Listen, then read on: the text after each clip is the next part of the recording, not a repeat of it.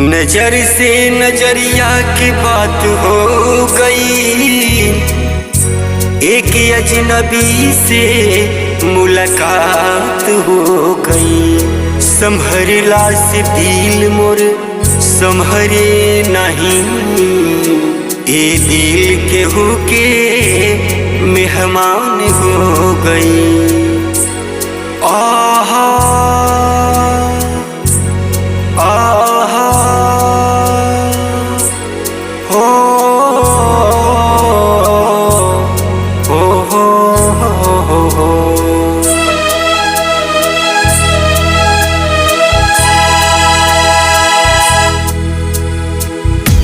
तोरा से हम प्यार बहुते करी,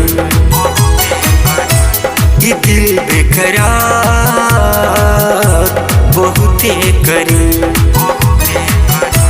तोरा से हम प्यार बहुते करी, ये दिल बेकरार बहुते करी। सपना में आई के हमके जगाई के, सपना में आई के हमके जगाई के।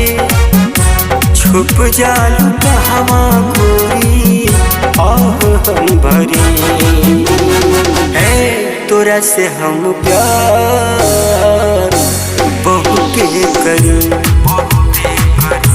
ये दिल बेकरार बहुते करी।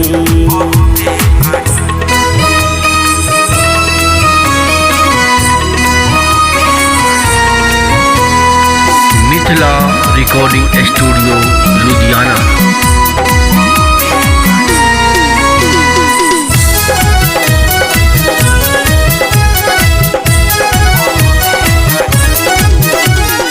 महकत बगिया के तुम हो एक कली, जेन्हे से गुजर कम के उगली।